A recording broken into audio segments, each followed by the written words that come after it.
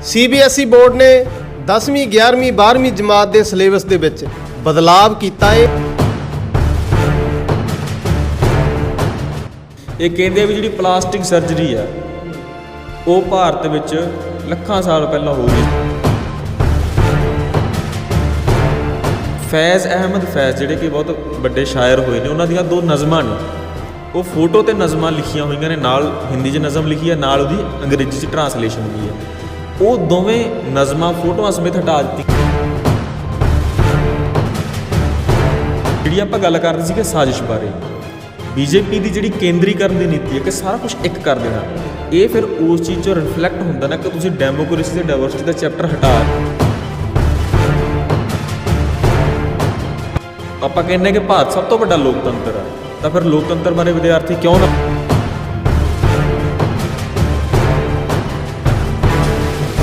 खेती के बदलवे मॉडल की गल की है कि छोटे हिस्से के आखिरी हिस्से नूं हटा दिता। दुनिया ते तुहाडा स्वागत है, मैं मनदीप। CBSE बोर्ड ने 10वीं 11वीं 12वीं जमात के सिलेबस के विच बदलाव किया है। वैसे बदलाव होना बहुत जरूरी आ, पर इस बदलाव के मायने की ने? इस बदलाव ने लोगों के कंन खड़े करते कि बदलाव सही नहीं। सो आपां गलबात करते हैं ये बदलाव बारे की गल्लां आ रही ने। साहिल, जिवें बदलाव किया है 10वीं 11वीं 12वीं जमात के सिलेबस के विच, तां इस बदलाव नूं तुसीं किवें देखदे हो? देखो, बिल्कुल बदलाव होना चाहिए, बदलाव होंदे आ या पिछलियां सरकारां वेले भी तो हुण भी, पर जिहड़े बदलाव किए गए ने इस तो पहलां भी 10वीं 11वीं 12वीं के जो CBSE वो सिलेबस जारी कर दिया, कुछ चैप्टर कड्ढे जाते हैं, कुछ नवे पाए जाते हैं। पर इस बार जिहड़े चैप्टर कड्ढे गए ने, कुछ चैप्टरां दे हिस्से कड्ढे गए ने, कुछ फोटोआं वो डिलीट कीतियां गईयां ने, कुछ कहा गया कि इस चैप्टर के फलाना फलाना आ पन्ने जिहड़े आ वो सिलेबस का हिस्सा नहीं गए, तो वो शंके खड़े करते हैं। क्योंकि भाजपा की आप शुरू तो ही वेख रहे हैं कि एक नीति आ, इन्हां दे आइडियोलॉग भी यही कहते हैं कि जिहड़ा हुण तक इतिहास लिखा गया, जिहड़ी हुण तक साइंस बारे गल हुई आ, जां जो भी विद्यार्थियों नूं पढ़ाया जाता, ये पश्चिम तो प्रभावित आ ते वो कोई बहुता वधिया तरीका नहीं है। इस करके असीं नवें सिरे इतिहास नूं लिखांगे, असीं नवें सिरे तो भारती तरीके दे नाल इतिहास नूं लिखांगे ते ਉਹ ਸਾਡੇ ਵਿਦਿਆਰਥੀਆਂ ਨੂੰ ਪੜ੍ਹਾਵਾਂਗੇ ਤੇ ਉਹੀ ਚੀਜ਼ ਇਸ ਸਾਰੇ ਬਦਲਾਅ ਵਿੱਚੋਂ ਰਿਫਲੈਕਟ ਹੁੰਦੀ ਹੈ। ਅੱਛਾ, ਤੁਹਾਨੂੰ ਇਹ ਲੱਗਦਾ ਕਿ ਭਾਜਪਾ ਨੇ ਆਪਣੀ ਇੱਕ ਨੀਤੀ ਤਹਿਤ ਇਹਨੂੰ ਬਦਲਾਅ ਨੂੰ ਕੀਤਾ ਹੈ ਨਾ, ਤਾਂ ਕੀ ਬਦਲਿਆ? ਕਿਉਂ ਲੱਗਦਾ ਕਿ ਇਹਦੇ ਵਿੱਚ ਸਿਆਸੀ ਸਾਜ਼ਿਸ਼ ਆ? ਦੇਖੋ, ਸਾਜ਼ਿਸ਼ ਆਪਾਂ ਨੂੰ ਉਦੋਂ ਹੀ ਸਮਝਾਉਣ ਲੱਗ ਗਏ ਨੇ ਜਦੋਂ ਅਸੀਂ ਵੇਖਦੇ ਹਾਂ ਵੀ ਕਿਹੜੇ ਚੈਪਟਰ ਕੱਢੇ ਆ। ਹੁਣ ਤੁਸੀਂ 10ਵੀਂ ਦੀ ਜੀਓਗ੍ਰਾਫੀ ਲੈ ਲਓ, 10ਵੀਂ ਦੀ ਜੀਓਗ੍ਰਾਫੀ ਦਾ ਚੌਥਾ ਚੈਪਟਰ ਆ ਖੇਤੀਬਾੜੀ ਤੇ ਐਗਰੀਕਲਚਰ ਤੇ। ਉਹਦਾ ਉਸ ਚੈਪਟਰ ਦਾ ਇੱਕ ਆਖਰੀ ਹਿੱਸਾ ਜਿਹੜਾ ਵੀ impact of globalization on agriculture, ਖੇਤੀ ਤੇ ਆਲਮੀਕਰਨ ਦਾ ਅਸਰ। ਆਪਾਂ ਹੁਣੇ ਕਿਸਾਨੀ ਅੰਦੋਲਨ ਲੜ ਕੇ ਹਟੇ ਆ, ਜਿੱਤ ਕੇ ਹਟੇ ਆ, ਪੰਜਾਬ ਨੇ ਬਹੁਤ ਵੱਡੀ ਜਿੱਤ ਜਿੱਤੀ ਆ। ਤੇ ਪੰਜਾਬ 'ਚ ਕੱਲੇ ਬੱਚੇ ਦੇ ਮੂੰਹ ਤੇ ਕਿਹੜਾ ਨਾਰਾ ਸੀ? ਇਹੀ ਸੀ ਨਾ ਕਿ ਅੰਬਾਨੀ ਅਡਾਨੀ ਮੁਰਦਾਬਾਦ। ਯਾਨੀ ਕਿ ਵੱਡੀਆਂ ਬਹੁ ਕੌਮੀ ਕੰਪਨੀਆਂ, ਭਾਵੇਂ ਉਹ ਕੌਮੀ ਆ ਜਾਂ ਵਿਦੇਸ਼ੀ ਕੰਪਨੀਆਂ ਨੇ, ਉਹਨਾਂ ਦਾ ਜੋ ਖੇਤੀਬਾੜੀ ਦੇ ਅਸਰ ਆ ਉਹ ਕੱਲੇ ਬੱਚੇ ਨੇ ਸਮਝਿਆ ਕਿ ਇਹ ਕੋਈ ਵਧੀਆ ਗੱਲ ਨਹੀਂ ਹੈ, ਇਹ ਕੰਪਨੀਆਂ ਨੂੰ ਬਾਹਰ ਜਾਣਾ ਚਾਹੀਦਾ ਖੇਤੀ ਦੇ ਵਿੱਚੋਂ। ਤੇ ਉਹ ਸਾਰਾ ਜਿਹੜਾ ਚੈਪਟਰ ਦਾ ਤੱਤ ਰੂਪ ਆ ਉਹ ਉਹਦੇ ਅਖੀਰਲੇ ਹਿੱਸੇ ਦੇ ਵਿੱਚ ਆ, ਉਹਨੂੰ ਹਟਾ ਦਿੱਤਾ ਗਿਆ। ਅੱਛਾ, ਕੀ ਗੱਲ ਕੀਤੀ ਗਈ ਚੈਪਟਰ ਵਿੱਚ ਆਪਾਂ ਥੋੜਾ ਡਿਸਕਸ ਕਰ ਲੈਂਦੇ ਹਾਂ। ਉਹ 'ਚ ਇਹ ਕਹਿੰਦੇ ਕਿ ਅੰਗਰੇਜ਼ਾਂ ਵੇਲੇ ਤੋਂ ਹੀ ਖੇਤੀਬਾੜੀ ਦੇ ਵਿੱਚ ਮੁਨਾਫੇ ਲਈ ਖੇਤੀਬਾੜੀ ਕੀਤੀ ਗਈ ਆ, ਮੁਨਾਫੇ ਲਈ ਕੰਪਨੀਆਂ ਆਈਆਂ ਨੇ, ਆਪਦੀ ਮਰਜ਼ੀ ਨਾਲ ਉਹਨਾਂ ਨੇ ਜਿਹੜੀ ਫਸਲ ਉਹਨਾਂ ਨੂੰ ਚਾਹੀਦੀ ਆ ਉਹਦੇ ਮੁਨਾਫੇ ਲਈ ਉਹ ਉਗਵਾਈ ਆ, ਜਿਵੇਂ ਕਿ ਇੰਡੀਗੋ ਫਸਲ ਲਗਾਈ ਗਈ ਸੀਗੀ। ਤੇ ਹੁਣ ਤੁਸੀਂ ਵੇਖ ਲਓ ਵੀ 1990 ਤੋਂ ਬਾਅਦ ਜਿਹੜੀ ਖੇਤੀਬਾੜੀ ਹੋ ਰਹੀ ਆ, ਕਿਸਾਨੀ ਬਹੁਤ ਵੱਡੇ ਸੰਕਟ ਦੇ ਵਿੱਚ ਜਾ ਰਹੀ ਆ, ਖੁਦਕੁਸ਼ੀਆਂ ਹੋ ਰਹੀਆਂ ਨੇ, ਇਹੋ ਜਿਹੀਆਂ ਗੱਲਾਂ ਕੀਤੀਆਂ ਗਈਆਂ ਨੇ ਚੈਪਟਰ ਦੇ ਵਿੱਚ। ਇਸ ਤੋਂ ਇਲਾਵਾ ਛੋਟੀ ਕਿਸਾਨੀ ਤੇ ਫੋਕਸ ਕੀਤਾ ਗਿਆ ਵੀ ਛੋਟੀ ਕਿਸਾਨੀ ਦੀ ਹਾਲਤ ਬਹੁਤ ਪਤਲੀ ਹੋ ਚੁੱਕੀ ਆ, ਤੇ ਫਸਲੀ ਵਿਭਿੰਨਤਾ ਦੀ ਗੱਲ ਕੀਤੀ ਆ, ਤੇ ਜੈਵਿਕ ਖੇਤੀ ਜਿਹੜੀ ਆਰਗੈਨਿਕ ਫਾਰਮਿੰਗ, ਯਾਨੀ ਕਿ ਖੇਤੀ ਦੇ ਬਦਲਵੇਂ ਮਾਡਲ ਦੀ ਗੱਲ ਕੀਤੀ ਹੈ। ਇੱਕ ਛੋਟੇ ਜਿਹੇ ਹਿੱਸੇ ਦੇ ਵਿੱਚ ਉਹ ਆਖਰੀ ਹਿੱਸੇ ਨੂੰ ਹਟਾ ਦਿੱਤਾ ਗਿਆ। ਤਾਂ ਇੱਥੋਂ ਹੀ ਮਨਸ਼ਾ ਜਿਹੜੀ ਆ ਉਹ ਭਾਜਪਾ ਦੀ ਸਾਫ਼ ਹੋ ਜਾਂਦੀ ਹੈ ਵੀ ਉਹ ਵਿਦਿਆਰਥੀਆਂ ਤੱਕ ਇਹ ਗੱਲਾਂ ਨਹੀਂ ਪਹੁੰਚਾਉਣੀਆਂ ਚਾਹੁੰਦੇ। ਅੱਛਾ, ਹੋਰ ਕੀ ਬਦਲਾਅ ਹੋਇਆ? ਹੋਰ ਕਿਹੜੇ ਹਿੱਸੇ ਆ ਜਿਹੜੇ ਉਹ ਬਦਲੇ ਗਏ ਜਾਂ ਕੱਟੇ ਗਏ ਆ? ਹਾਂ, ਆਪਾਂ 10ਵੀਂ ਦੀ ਹੀ ਗੱਲ ਕਰ ਲੈਂਦੇ ਹਾਂ। ਇਹ ਜੀਓਗ੍ਰਾਫੀ ਦੀ ਗੱਲ ਹੋ ਗਈ। ਇਸ ਤੋਂ ਇਲਾਵਾ ਸਮਾਜਿਕ ਸਿੱਖਿਆ ਤੇ ਉਹਨਾਂ ਨੇ ਕਾਫੀ ਵੱਡੇ ਬਦਲਾਅ ਕੀਤੇ। ਜਿਹੜੇ ਜ਼ਿਆਦਾਤਰ ਬਦਲਾਅ ਨੇ, ਭਾਵੇਂ ਉਹ 10ਵੀਂ ਦੇ ਨੇ, 11ਵੀਂ ਦੇ ਨੇ, 12ਵੀਂ ਦੇ ਨੇ, ਉਹ ਸਮਾਜਿਕ ਸਿੱਖਿਆ ਤੇ ਇਤਿਹਾਸ ਤੇ ਉਹ ਹੈਗੇ ਨੇ। ਆਪਾਂ 10ਵੀਂ ਦੀ ਗੱਲ ਕਰ ਲੈਂਦੇ ਹਾਂ ਕਿ 10ਵੀਂ 'ਚ ਸਮਾਜਿਕ ਸਿੱਖਿਆ ਦਾ ਇੱਕ ਚੈਪਟਰ ਆ ਡੈਮੋਕ੍ਰੇਸੀ ਐਂਡ ਡਾਇਵਰਸਿਟੀ, ਲੋਕਤੰਤਰ ਅਤੇ ਵਿਭਿੰਨਤਾ। ਇਹ ਪੂਰਾ ਦਾ ਪੂਰਾ ਚੈਪਟਰ ਹਟਾ ਦਿੱਤਾ। ਤੁਸੀਂ ਵੇਖੋ ਕਿ ਆਪਾਂ ਕਹਿੰਦੇ ਕਿ ਭਾਰਤ ਸਭ ਤੋਂ ਵੱਡਾ ਲੋਕਤੰਤਰ ਆ, ਤਾਂ ਫਿਰ ਲੋਕਤੰਤਰ ਬਾਰੇ ਵਿਦਿਆਰਥੀ ਕਿਉਂ ਨਾ ਪੜ੍ਹਨ। 10ਵੀਂ ਏਡੀ ਵੱਡੀ ਕਲਾਸ ਹੈ, ਵਿਦਿਆਰਥੀ ਉਦੋਂ ਮੈਚਿਓਰ ਹੋ ਜਾਂਦਾ, ਉਹਨੂੰ ਚੀਜ਼ਾਂ ਬਾਰੇ ਸਮਝਣਾ ਚਾਹੀਦਾ, ਲੋਕਤੰਤਰ ਬਾਰੇ ਵੀ ਸਮਝਣਾ ਚਾਹੀਦਾ ਕਿ ਇਹਦਾ ਪਿਛੋਕੜ ਕੀ ਆ, ਇਹ ਕਿਵੇਂ ਬਣਿਆ, ਅੱਜ ਕਿੱਥੇ ਕੋ ਖੜਾ, ਤੇ ਵਿਭਿੰਨਤਾ। ਕਿਉਂਕਿ ਦੇਖੋ ਸਾਡਾ ਮੁਲਕ ਕੋਈ ਇੱਥੇ ਵੱਖਰੀਆਂ ਵੱਖਰੀਆਂ ਜਾਤਾਂ ਨੇ, ਵੱਖਰੇ ਵੱਖਰੇ ਧਰਮ ਨੇ, ਲੋਕੀ ਪਤਾ ਨਹੀਂ ਕਿੰਨੀਆਂ ਕੁ ਬੋਲੀਆਂ ਬੋਲਦੇ ਨੇ, ਉਪਬੋਲੀਆਂ ਬੋਲਦੇ ਨੇ, ਉਹ ਵਿਭਿੰਨਤਾ ਬਹੁਤ ਜ਼ਿਆਦਾ, ਉਹਦੇ ਬਾਰੇ ਸਮਝਣਾ ਕਿਸੇ ਵਿਦਿਆਰਥੀ ਲਈ ਬਹੁਤ ਜ਼ਰੂਰੀ ਆ। ਪਰ ਤੁਸੀਂ ਉਹ ਬਿਲਕੁਲ ਹੀ ਚੈਪਟਰ ਕੱਢਤਾ।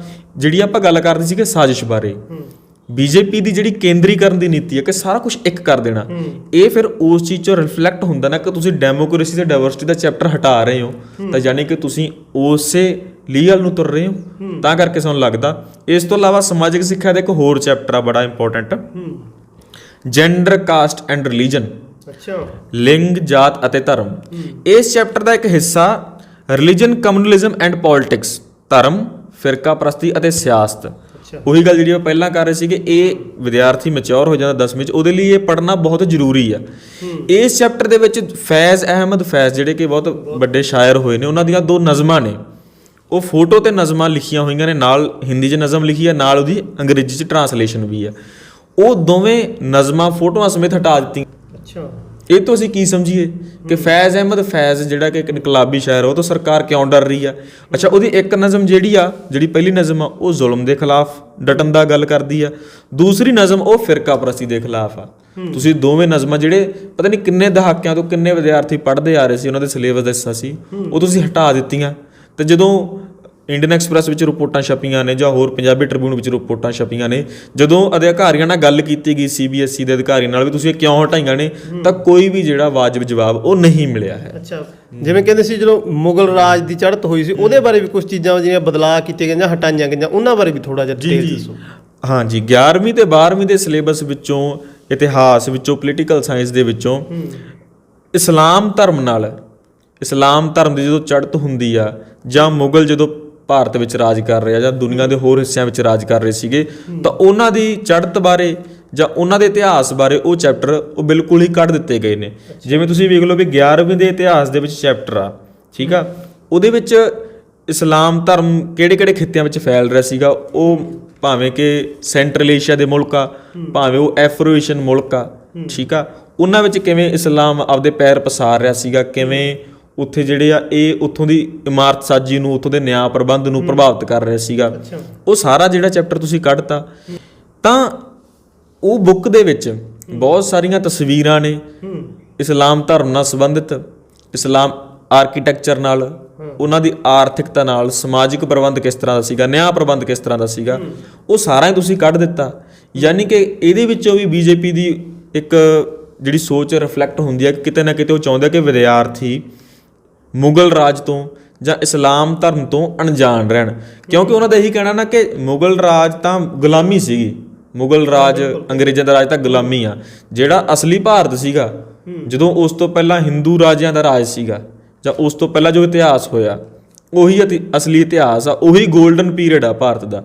ਤੇ ਮੁਗਲਾਂ ਦੇ ਆਉਣ ਨਾਲ ਇੱਥੇ ਗੁਲਾਮੀ ਆਈ ਆ, ਉਦੋਂ ਬਾਅਦ ਅੰਗਰੇਜ਼ ਆਏ, ਤੇ ਹੁਣ ਜਿਹੜਾ ਸਾਡੇ ਕੋਲੇ ਹੁਣ ਰਾਜ ਹੈ, ਤੇ ਅਸੀਂ ਹੁਣ ਬਦਲ ਕੇ ਵਿਖਾਵਾਂਗੇ, ਅਸੀਂ ਹੁਣ ਇਤਿਹਾਸ ਨੂੰ ਨਵੇਂ ਸਿਰੋਂ ਲਿਖ ਕੇ ਵਿਖਾਵਾਂਗੇ। ਇਹ ਉਹਨਾਂ ਦੀ ਮਨਸ਼ਾ ਇਸ ਦੇ ਨਾਲ ਜ਼ਾਹਰ ਹੁੰਦੀ ਆ। ਇੱਕ ਹੋਰ ਮੈਂ ਜ਼ਰੂਰੀ ਗੱਲ ਕਰਨੀ ਚਾਹੂੰਗਾ, ਇੰਡਸਟਰੀਅਲ ਰੈਵੋਲੂਸ਼ਨ, ਉਦਯੋਗਿਕ ਕ੍ਰਾਂਤੀ ਇੱਕ ਬਹੁਤ ਵੱਡਾ ਇਵੈਂਟ ਹੋਇਆ ਦੁਨੀਆ ਦੇ ਇਤਿਹਾਸ ਦੇ ਵਿੱਚ, ਜਿਹਨੇ ਮਨੁੱਖੀ ਸੱਭਿਅਤਾ ਨੂੰ ਇੱਕ ਨਵਾਂ ਮੋੜ ਦਿੱਤਾ। ਤੁਸੀਂ ਉਹ ਵੀ ਹਟਾ ਦਿੱਤਾ, ਤੁਸੀਂ ਉਹ ਚੈਪਟਰ ਵੀ ਜਿਹੜਾ ਹਟਾ ਦਿੱਤਾ। ਇਸ ਤੋਂ ਇਲਾਵਾ ਇੱਕ ਹੋਰ ਗੱਲ ਆ ਕਿ ਕੋਲਡ ਵਾਰ ਤੇ ਨਾਨ ਅਲਾਈਨਡ ਮੂਵਮੈਂਟ ਸੰਬੰਧੀ ਜਿਹੜੇ 12ਵੀਂ ਜਮਾਤ ਦੇ ਚੈਪਟਰ ਨੇ ਪੋਲੀਟੀਕਲ ਸਾਇੰਸ ਦੇ ਵਿੱਚ, ਉਹ ਵੀ ਤੁਸੀਂ ਹਟਾ ਦਿੱਤੇ। ਉਹਦੇ ਵਿੱਚ ਕੀ ਮਨਸ਼ਾ ਸਮਝ ਆਉਂਦੀ ਹੈ, ਕਿਉਂਕਿ ਨਾਨ ਅਲਾਈਨਡ ਮੂਵਮੈਂਟ ਦੇ ਮੋਢੀਆਂ ਵਿੱਚੋਂ ਇੱਕ ਸਨ ਜਿਹੜੇ ਭਾਰਤ ਦੇ ਪਹਿਲੇ ਪ੍ਰਧਾਨ ਮੰਤਰੀ ਪੰਡਿਤ ਜਵਾਹਰ ਲਾਲ ਨਹਿਰੂ। ਤਾਂ ਇਹ ਗੱਲ ਕੋਈ ਸਮਝਣੀ ਕੋਈ ਔਖੀ ਨਹੀਂ ਹੈ ਕਿ ਭਾਜਪਾ ਤੇ ਨਹਿਰੂ ਦੀ ਜਿਹੜੀ ਇਕੁਏਸ਼ਨ ਉਹ ਕਿਸ ਤਰ੍ਹਾਂ ਦੀ ਆ। ਸ਼ੁਰੂ ਤੋਂ ਹੀ ਕੋਈ ਵੀ ਗੱਲ ਹੁੰਦੀ ਆ ਤਾਂ ਭਾਜਪਾ ਕਹਿੰਦੀ ਤਾਂ ਨਹਿਰੂ ਕਰਕੇ ਹੋਇਆ, ਮਹਿੰਗਾਈ ਕਿਉਂ ਆ, ਨਹਿਰੂ ਕਰਕੇ, ਤੇਲ ਦੀਆਂ ਕੀਮਤਾਂ ਕਿਉਂ ਵਧ ਰਹੀਆਂ, ਨਹਿਰੂ ਕਰਕੇ ਆ। ਸੋ ਸਾਰਾ ਕੁਝ ਉਹ ਬਲੇਮ ਉਹਨਾਂ 'ਤੇ ਸੁੱਟਦੇ ਆ। ਉਹੀ ਗੱਲ ਕਿ ਵਿਦਿਆਰਥੀ ਅਣਜਾਣ ਰਹਿਣ ਇਸ ਗੱਲ ਤੋਂ ਕਿ ਨਾਨ ਅਲਾਈਨਡ ਮੂਵਮੈਂਟ ਕੀ ਸੀ, ਕੋਲਡ ਵਾਰ ਕੀ ਸੀਗੀ, ਉਸ ਚੈਪਟਰ ਨੂੰ ਵੀ ਹਟਾ ਦਿੱਤਾ ਗਿਆ। ਤੇ BJP ਇਹ ਵੀ ਨਹੀਂ ਚਾਹੁੰਦੀ ਕਿ ਇੰਡੀਆ ਦੀ ਇਮੇਜ ਕੋਈ ਸ਼ਾਂਤੀ ਪਸੰਦ ਮੁਲਕ ਵਜੋਂ ਬਣੇ। ਉਹ ਇਹ ਵੀ ਨਹੀਂ ਚਾਹੁੰਦੇ ਕਿ ਭਾਰਤ ਦੀ ਛਵੀ ਇਸ ਤਰੀਕੇ ਦੀ ਬਣੇ ਕਿ ਜੇ ਦੁਨੀਆ ਵਿੱਚ ਦੋ ਤਾਕਤਾਂ ਲੜ ਰਹੀਆਂ ਨੇ ਤੇ ਅਸੀਂ ਚੁੱਪ ਕਰਕੇ ਬੈਠੇ ਆ ਜਾਂ ਅਸੀਂ ਡਰੇ ਹੋਏ ਬੈਠੇ ਆ, ਇੱਕ ਮਾਚੋ ਇਮੇਜ ਉਹ ਬਣਾਉਣਾ ਚਾਹੁੰਦੇ ਆ ਇੰਡੀਆ ਦੀ। ਇਸ ਕਰਕੇ ਮੈਨੂੰ ਲੱਗਦਾ ਵੀ ਇਸ ਕਰਕੇ ਵੀ ਉਹ ਇਹ ਚੈਪਟਰ ਜਿਹੜੇ ਆ ਉਹ ਕੱਢ ਰਹੇ ਆ ਸਿਲੇਬਸ ਦੇ ਵਿੱਚੋਂ ਤੇ ਆਪਦੀ ਜਿਹੜੀ ਆ ਲਾਈਨ ਨੂੰ ਲਾਗੂ ਕਰਨ ਦੀ ਕੋਸ਼ਿਸ਼ ਕਰ ਰਹੇ ਆ। ਅੱਛਾ, ਫਿਰ ਇੰਨੀਆਂ ਚੀਜ਼ਾਂ ਕੱਢ ਰਹੇ ਆ ਤਾਂ ਇਹਦੀ ਜਗ੍ਹਾ ਫਿਰ ਹੋਰ ਭਰਨਗੇ ਕੀ ਉਹ ਇਹਨਾਂ ਦੇ ਵਿੱਚ? ਦੇਖੋ, ਆਪਾਂ ਪਹਿਲਾਂ ਵੀ ਥੋੜੀ ਜਿਹੀ ਗੱਲ ਕੀਤੀ ਕਿ ਨਿਊ ਐਜੂਕੇਸ਼ਨ ਪਾਲਿਸੀ ਲੈ ਕੇ ਆਏ ਆ। ਉਹਦੇ ਵਿੱਚ ਇਹਨਾਂ ਨੇ ਜਿਹੜੇ ਪੁਰਾਣੀ ਸੰਸਕ੍ਰਿਤੀ ਨੂੰ ਇਹ ਕਹਿ ਰਿਹਾ ਕਿ ਉਹੀ ਸਭ ਤੋਂ ਉੱਤਮ ਆ। ਜੋ ਪੱਛਮ ਨੇ ਕੀਤਾ ਜਾਂ ਜੋ ਮਾਡਰਨ ਸਾਇੰਸ ਨੇ ਕੀਤਾ ਉਹ ਚੀਜ਼ਾਂ ਤਾਂ ਫਾਲਤੂ ਨੇ। ਜਿਵੇਂ ਕਿ ਬਹੁਤ ਸਾਰੀਆਂ ਥਾਵਾਂ ਤੇ ਵਾਰ-ਵਾਰ ਦੇਸ਼ ਦੇ ਪ੍ਰਧਾਨ ਮੰਤਰੀ ਵੀ ਜਾਂ ਹੋਰ ਨੇਤਾ ਵੀ ਜਾਂ ਦੇਸ਼ ਦੇ ਜਿਹੜੇ ਸਿਹਤ ਮੰਤਰੀ ਰਹੇ ਨੇ ਡਾਕਟਰ ਹਰਸ਼ਵਰਧਨ, ਉਹ ਵੀ ਇਹ ਕਹਿੰਦੇ ਆ ਵੀ ਜਿਹੜੀ ਪਲਾਸਟਿਕ ਸਰਜਰੀ ਆ ਉਹ ਭਾਰਤ ਵਿੱਚ ਲੱਖਾਂ ਸਾਲ ਪਹਿਲਾਂ ਹੋ ਗਈ ਸੀਗੀ। ਕਿ ਜਿਹੜੇ ਮਿਥਿਹਾਸ ਦੇ ਵਿੱਚ ਕਰੈਕਟਰ ਆਉਂਦੇ ਨੇ ਗਣੇਸ਼ ਜੀ, ਕਿ ਉਹਨਾਂ ਦਾ ਜਿਹੜਾ ਸੀਸ ਆ ਉਹ ਹਾਥੀ ਦਾ ਤੇ ਧੜ ਜਿਹੜਾ ਇਨਸਾਨ ਦਾ, ਤੇ ਪਲਾਸਟਿਕ ਸਰਜਰੀ ਦੀ ਸ਼ੁਰੂਆਤ ਉੱਥੋਂ ਹੋਈ ਸੀਗੀ। ਉਸੇ ਤਰੀਕੇ ਦੇ ਨਾਲ ਪੁਸ਼ਪਕ ਵਿਮਾਨ ਤੁਸੀਂ ਲੈ ਲਓ ਕਿ ਭਾਰਤ ਦੇ ਵਿੱਚ ਉੱਡਣ ਵਾਲੇ ਜਹਾਜ਼ ਬਹੁਤ ਪਹਿਲਾਂ ਤੋਂ ਸੀਗੇ। ਪੁਸ਼ਪਕ ਵਿਮਾਨ ਇੱਥੇ ਉਹ ਬਣਾਇਆ ਗਿਆ। ਤਾਂ ਉਹ ਕਹਿੰਦੇ ਆ ਵੀ ਉਹ ਸਾਰੀ ਸਾਨੂੰ ਸਟੱਡੀ ਕਰਨੀ ਚਾਹੀਦੀ ਆ। ਜਿਹੜੀ ਮਾਡਰਨ ਸਾਇੰਸ ਆ ਉਹਨੂੰ ਉਹ ਸਿਰੇ ਤੋਂ ਹੀ ਨਕਾਰ ਦਿੰਦੇ ਆ। ਤਾਂ ਇਸ ਤਰ੍ਹਾਂ ਦੀਆਂ ਚੀਜ਼ਾਂ ਉਹ ਵਿਦਿਆਰਥੀਆਂ ਨੂੰ ਭਰਨਾ ਚਾਹੁੰਦੇ ਆ ਤੇ ਭਰ ਵੀ ਰਹੇ ਆ ਵੀ ਨਿਊ ਐਜੂਕੇਸ਼ਨ ਪਾਲਿਸੀ ਤਹਿਤ ਕਿਤਾਬਾਂ ਨੇ, ਸਿਲੇਬਸ ਆ, ਉਹ ਸਕੂਲਾਂ ਦੇ ਵਿੱਚ ਲਾਗੂ ਹੋਣਾ ਸ਼ੁਰੂ ਹੋ ਚੁੱਕਿਆ। ਅੱਛਾ, ਮਤਲਬ ਸਾਰੀਆਂ ਚੀਜ਼ਾਂ ਨਵੇਂ ਸਿਰੇ ਤੋਂ ਪੁੱਠਾ ਗੇੜਾ ਦੇ ਰਹੇ ਨੇ ਕਿ ਆਹ ਚੀਜ਼ਾਂ ਆਉਣੀਆਂ ਹਨਾ। ਸੋ ਹਮਲਾ ਵੱਡਾ ਇਹ ਵੀ ਦੇਖਿਆ ਜਾਵੇ ਤਾਂ ਹਨਾ, ਜਿਵੇਂ ਐਜੂਕੇਸ਼ਨ ਨੂੰ ਜੇ ਆਪਣੇ ਕਬਜ਼ੇ 'ਚ ਕਰ ਲਿਆ ਤਾਂ ਦਿਮਾਗਾਂ ਤੇ ਸਿੱਧਾ ਅਸਰ ਹੋ ਗਿਆ ਹਨਾ, ਤਾਂ ਬਹੁਤ ਇਹਦੇ ਅਸਰ ਬੁਰੇ ਹੋ ਸਕਦੇ ਨੇ। ਤਾਂ ਫਿਰ ਕੀ ਕੀਤਾ ਜਾਵੇ? ਦੇਖੋ, ਵਿਦਿਆਰਥੀ ਦੇਸ਼ ਦਾ ਭਵਿੱਖ ਨੇ, ਨੌਜਵਾਨ ਦੇਸ਼ ਦਾ ਭਵਿੱਖ ਨੇ। ਜੇਕਰ ਉਹ ਇਹੀ ਗੱਲਾਂ ਨਹੀਂ ਸਮਝਣਗੇ ਡੈਮੋਕ੍ਰੇਸੀ, ਡਾਇਵਰਸਿਟੀ ਬਾਰੇ, ਜਾਂ ਅਸਲੀ ਇਤਿਹਾਸ ਕੀ ਰਿਹਾ ਭਾਰਤ ਦਾ, ਵੀ ਇੱਥੇ ਇੱਕ ਸਮਾਂ ਮੁਗਲਾਂ ਦਾ ਰਾਜ ਰਿਹਾ, ਉਹ ਸਾਡਾ ਇਤਿਹਾਸ ਆ, ਉਹ 'ਚ ਕੋਈ ਸ਼ਰਮ ਵਾਲੀ ਜਾਂ ਕੋਈ ਗੱਲ ਨਹੀਂ ਹੈ, ਤਾਂ ਉਹ ਉਹਨਾਂ ਨੂੰ ਪੜ੍ਹਨਾ ਚਾਹੀਦਾ, ਉਹ ਸਮਝਣਾ ਚਾਹੀਦਾ। CBSE ਨੂੰ, NCERT ਨੂੰ ਵੀ ਇਹ ਚਾਹੀਦਾ ਕਿ ਉਹ ਇਸ ਤਰੀਕੇ ਦੇ ਫੈਸਲੇ ਨਾ ਲੈਣ ਕਿ ਵਿਦਿਆਰਥੀਆਂ ਨੂੰ ਹਨੇਰੇ ਵਿੱਚ ਰੱਖਿਆ ਜਾਵੇ। ਜੋ ਇਤਿਹਾਸ ਆ, ਜੋ ਸਾਇੰਸ ਕਹਿੰਦੀ ਆ, ਉਹਨਾਂ ਦੇ ਸਾਹਮਣੇ ਜਿਉਂ ਦਾ ਤਿਉਂ ਹੀ ਰੱਖਿਆ ਜਾਣਾ ਚਾਹੀਦਾ ਤੇ ਵਿਦਿਆਰਥੀ ਆਪ ਫੈਸਲਾ ਕਰ ਲੈਣਗੇ ਕਿ ਕੀ ਸਹੀ ਆ ਤੇ ਕੀ ਗਲਤ ਆ। ਪਰ ਇਹ ਜ਼ਰੂਰ ਆ ਕਿ ਉਹਨਾਂ ਨੂੰ ਸਾਰੇ ਪੱਖਾਂ ਤੋਂ ਜਾਣੂ ਕਰਾਇਆ ਜਾਵੇ, ਨਹੀਂ ਤਾਂ ਉਹ ਕਿਸੇ ਪੱਖੋਂ ਕੋਰੇ ਨਾ ਰਹਿ ਜਾਣ ਤੇ ਕੱਲ੍ਹ ਨੂੰ ਉਹਦੇ ਭਵਿੱਖ ਵਿੱਚ ਕਿਤੇ ਮਾਰ ਨਾ ਖਾ ਜਾਣ। ਇਹ ਗੱਲ ਬਹੁਤ ਜ਼ਰੂਰੀ ਆ। ਜੀ, ਸ਼ੁਕਰੀਆ ਸਾਹਿਲ।